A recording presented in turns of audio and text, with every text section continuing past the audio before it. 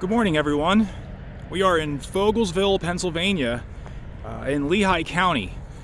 And we're at a rather interesting site that's going to take some imagination, but I thought this was pretty interesting. So this is one of the buildings that my company owns. That's our manufacturing plant. I've been working there for quite a few years, and this is all one large industrial park right now. It's been here since late 70s, early 80s.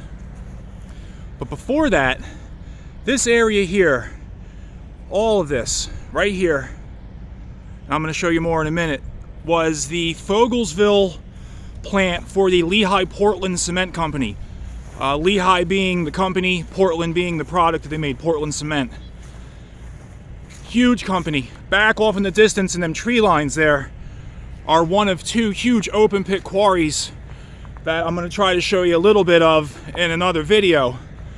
But why I'm here is because I've noticed that, and I've actually done a little bit of walking around just today, and I could be wrong as far as this still being the railroad bed, but at one time when this wasn't here, there were smokestacks and kilns and breakers to bring all the stone out of the quarry into this area where it was all processed into cement.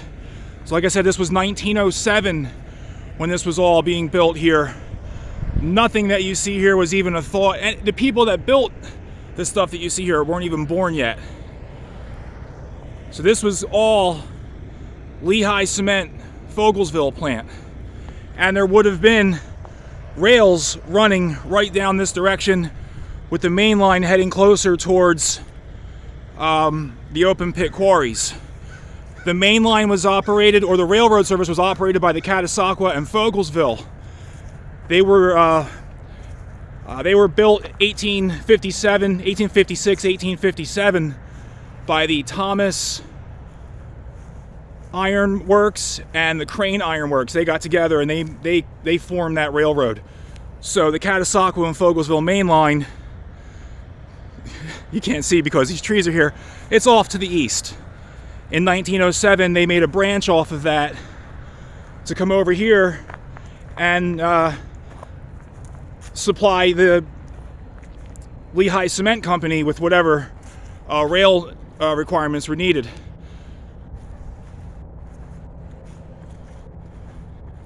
So you can see this is just a huge area of open land here. New building, much newer building. These warehouses down here are brand new within the last 4 or 5 years. All of this here was part of Lehigh Cement. There would have been all kinds of structures. We're pretty much walking right where there would have been a yard for all their tracks. I've seen pictures on historic aerials. That's how I'm learning about all this. Like I said, that tree line is a rim around a huge open pit quarry. It's now part of Upper Macungie Park. We're going to go check that out in a little bit. The reason that I say this was part of the bed,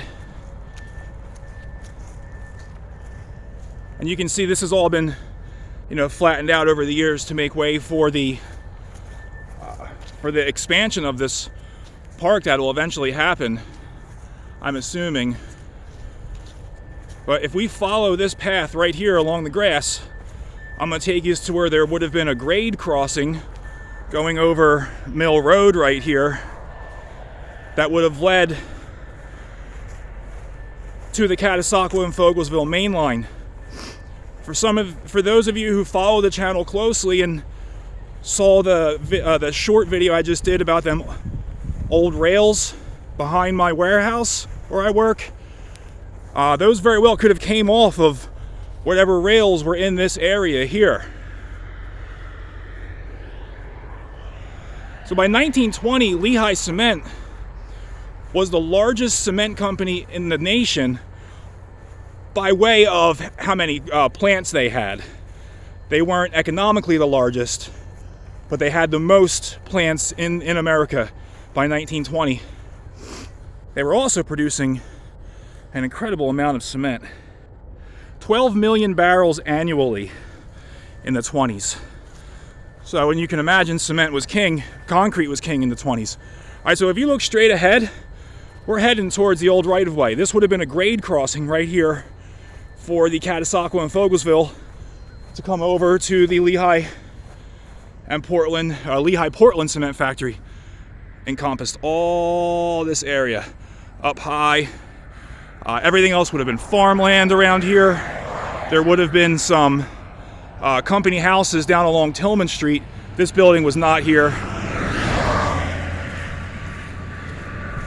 I really wanted to try to go through and show you, because it's active just 100 feet on the other side of these weeds here, but I can't really get through. So you can see it's private property, no trespassing.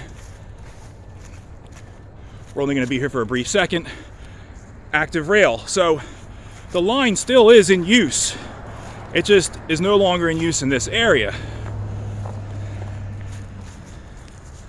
And that's the former rail bed right there. Catasauqua and Fogelsville. You know, we're gonna push our luck. Here we go.